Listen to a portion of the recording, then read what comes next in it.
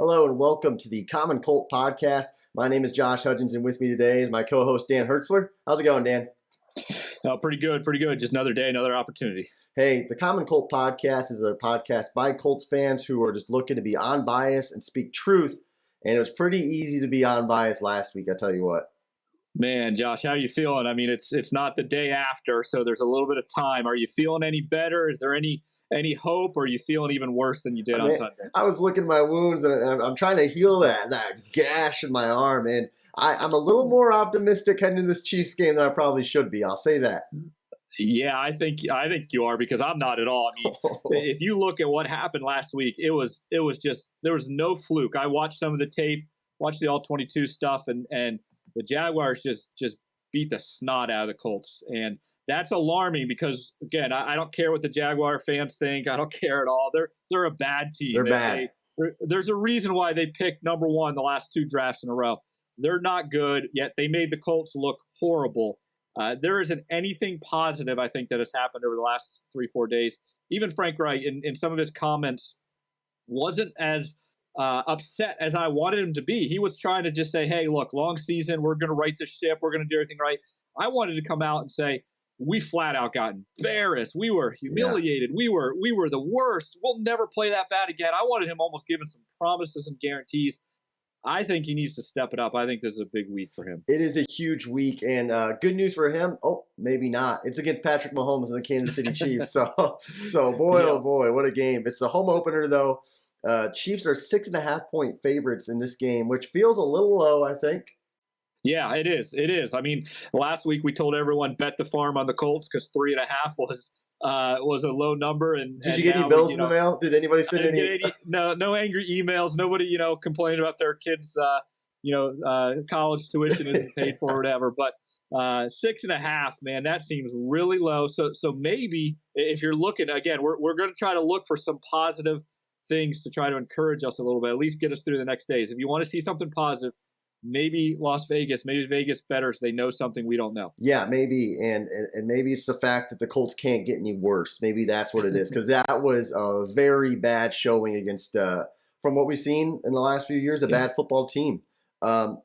So looking into this game and kind of looking at the injury report specifically, if there's a reason to be optimistic when looking at injuries, it looks like Alec Pierce is back practicing, full participant today, which is Thursday, and yesterday, Wednesday.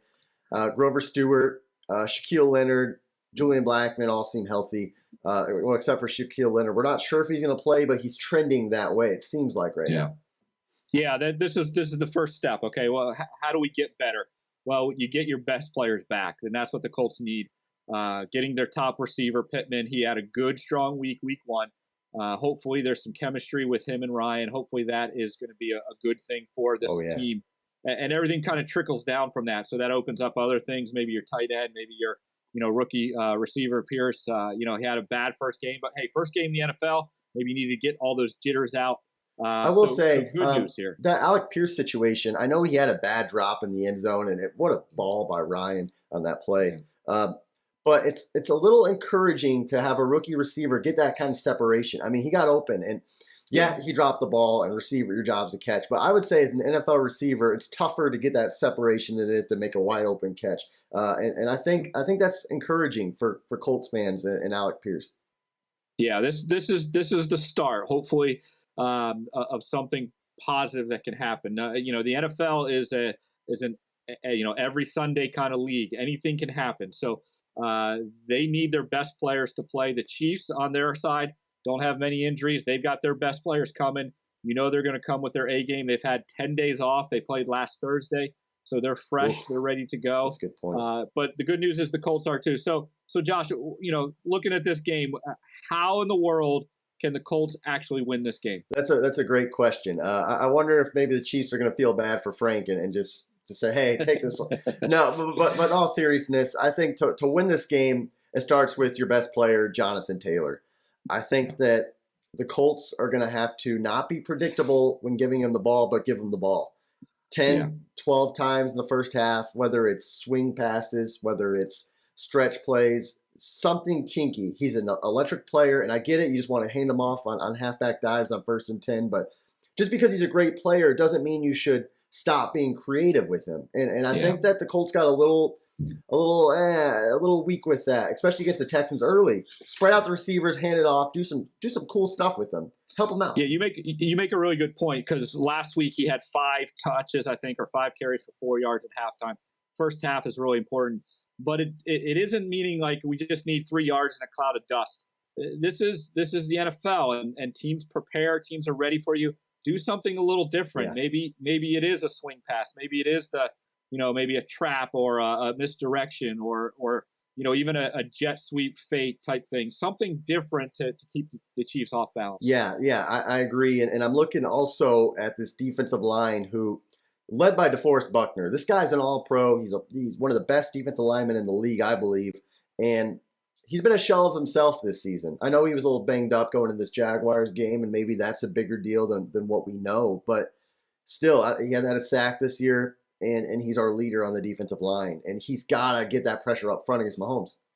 Yeah, Trevor Lawrence had the least amount of pressures last week, and you saw what he did. I mean, he tore him up. Can you imagine what Mahomes is going to do? I don't want to. So we're not. We're going to be optimistic. We're going to think the Colts are going to do this. So 100%. Someone's got to get in his face, and just like the best quarterbacks, what you see with like an Aaron Rodgers or Brady, Mahomes, they don't like pressure right up the middle. Oh yeah.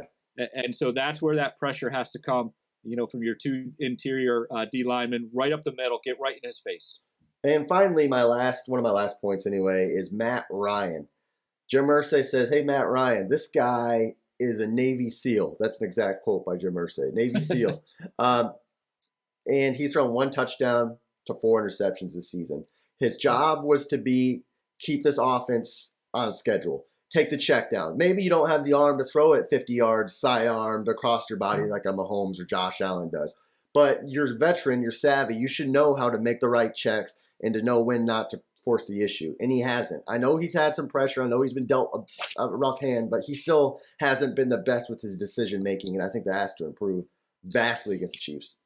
Yeah, a field general, game manager, whatever term we're going to use. I don't know how a Navy SEAL fits in there, but anyways, a game manager has to manage the game. They have to eliminate the mistakes. You mentioned the interceptions. I'm seeing the fumbles. I'm seeing the just not in sync with this offense, and that has to happen this Sunday at home. There's no excuse for that. And my final key, and I'm going to cherry pick here. This is an easy one, but Frank Reich. Whatever you did last week, do the opposite. Just do the exact opposite, and I think that they'll be better off. So what do you think? Yeah, I think those are all good too. I'll add a few extra things into there. I think you can't blitz Mahomes. I think week 1 they played against the Cardinals. The Cardinals blitzed them more than any other team, and Mahomes just tore them apart. You can't blitz these elite quarterbacks. You got to get that pressure with that front 4. So. Back 7's gonna kind of play over the top, play back, keep everything in front of them, force them to march down the field. Front 4 has to make a play, has to do something. The O-line, we thought this was going to be a strength. We see a lot of money invested in this O-line. Yeah, we do. And that first interception last week that Ryan threw, he had a man right in his face because of a simple stunt that the O-line couldn't handle. And so you got to do that. Like, there's no way the Colts can expand an offense if you can't do the basic things. And the basic of basic things is the O-line has to block. Well, it's weird. They've got to block. It's weird because you kind of said it. We've invested in this offensive line. Braden Smith, highly paid right tackle. Ryan Kelly got a fresh contract a few years ago, center. Of course, Quentin Nelson just got paid 2 weeks ago. This offensive line is supposed to be our identity and running the ball. And it feels like this team is having an identity crisis. And maybe that's why we're struggling offensively, is because we're trying to be this passing team or something, and it's just not gelling right. Yeah, that's where, this whole week, and again, we're not in these team meetings or in these position group meetings, but the offensive line, man, I hope that you see in the very first possession of this game just a fire in them that just comes right off the ball and just wants to smack somebody. If you were going to beat the Chiefs, which we've seen teams in the past that have done it, the Titans, the Bengals, the Bills kind of did it because they had Josh Allen, or at least was close with Josh Allen. But the teams that really can beat them, They're the ones that control the clock, the time of possession. They control the offensive line. That they move the ball, and the Colts team has to do this. Like you can't get away from your identity. Can't get away from Jonathan Taylor. And then you can be what I would say is timely on offense. Mm-hmm. Like set up your identity, and then at the right time, and this is where Frank Reich comes in. This is where the offensive play calling comes in. At the right time, you take your shot. It's the play action. It's the fake reverse, or it's the trick kind of play that they throw in there. I think the Colts are going to need one or two of those this game. And they have to call it at the right time. The wrong time can be disaster, and it could be a really negative situation. But at the right time, they got to make the right call, and ultimately they got to get lucky.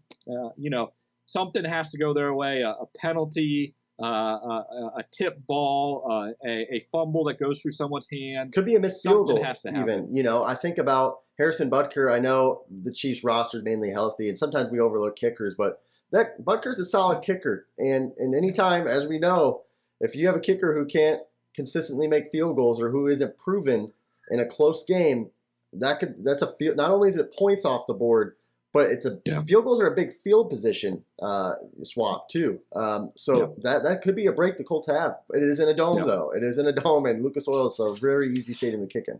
Yep. So if everything goes well, if every key hits and hey, we're feeling good. This is going to happen. Who are you looking at and saying that's the guy that's going to push him over the top? He's going to win the game for him. I'm going to say, drum roll, Nyheim Hines. Backup running back. I know. I could say Michael Pittman because he's probably going to come back. I could say Jonathan Taylor, but Nyheim Hines. If you think about that Jaguars game, he came out and he was starting kind of pretty much a slot receiver, kind of a flex guy, and immediately he runs this slant route, catches it, gets a first down, and it seemed like he was going to be getting a lot of targets. Well, the game kind of fell out of their grasp, and Frank just started calling a really bad game. I think he panicked a little bit, and Nyheim Hines quickly rode the bench. But I think when you think about Nyheim Hines, who can catch out of the backfield, pairing that with Jonathan Taylor, and you can still keep Jonathan Taylor on the field, I think that helps. So my eyes are on Nyheim Hines. What about you?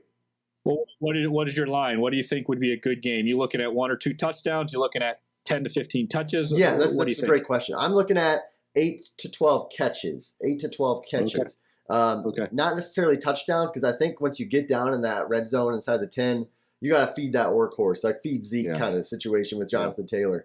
But Hines, 2nd and 5. Let's hit you on a little swing route. Let's get you in space. And he's shifty, he's quick, and I think he can convert some first downs from the slot or from the backfield. I like getting him the ball.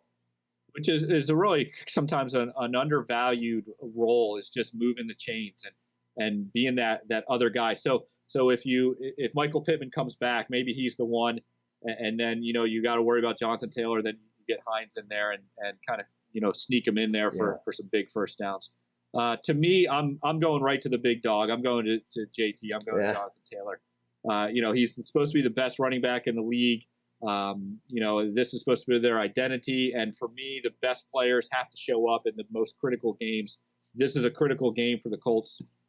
I need to see Jonathan Taylor get about 150 yards. Can be a combination of rushing and receiving. He needs 2 or 3 touchdowns. And it's got to be a lot more in the first half. It's not they're gonna milk the clock in the fourth quarter.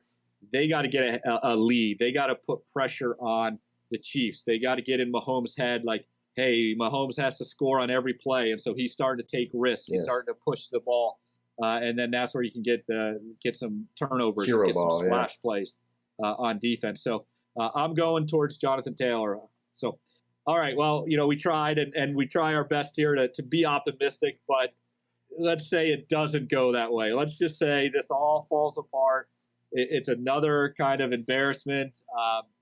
Who are we ready just to tell them just to pack their bags? We don't want to see them. Who are we going to blame for this game? I think Reich is going to be the guy that's aimed at the most, but I'm really looking at Chris Ballard, the GM, and I think it's because all the deflecting he did about not needing an additional receiver And the fans clamored, "Hey, we need a left tackle here. Pryor's not the guy. We need a veteran left tackle." We really haven't filled that void since Anthony Costanzo, who was a rocket left tackle since he retired. We've done a poor job at fixing that, one of the key positions on the offensive line. We haven't fixed that, and we got Matt Pryor starting, who's been shaky at best. Yeah, I think that if you look at this Chiefs game, and if the Colts look outmatched again, they're not getting separation. Left tackles getting abused. Defensive line not getting pressure. When we invest so much in these different areas we're supposed to be so strong at, and it doesn't even look like a strength at all against a finesse team, I think you have to say, look, Chris, you've invested in all this stuff, and you invested in the team, and this does not look like a good football team. I think you got to blame Chris Ballard. Yeah, this is one of those measuring sticks, because we view the Chiefs as kind of top tier team in the AFC, and they got talent. And so now we're asking, do the Colts have the talent? So I think that's a good pick. But I think, unfortunately, whether we like it or not, or whether Frank Reich likes it or not, this is all on him. And to me, he's going to be, if the Colts come out and they lay an egg worse than Jacksonville, or even if the first half, I think, it goes bad and they're down 3 scores, they're down 20-some points in the first half, I think you're going to hear the fans coming out booing. I think they're going to be demanding Wright gets fired. And you saw in the news, we saw in the news this week, Sean Payton makes a comment about, hey, coming back to the right situation. Well, what's the right situation? Well, it could be a team like the Colts have a bad year, get an early draft pick, might get a rookie quarterback. They've got some other pieces built around there.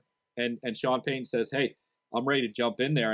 And I think Frank Reich is playing right now he's coaching right now for his job. Yeah. He cannot come out and lay another egg this week. Yeah, I think it's interesting. I know that Sean Payton is getting tossed around, and the timing of him saying, or this news kind of coming out is odd, to say the least, given we're 2 weeks into the NFL season, and it just odd.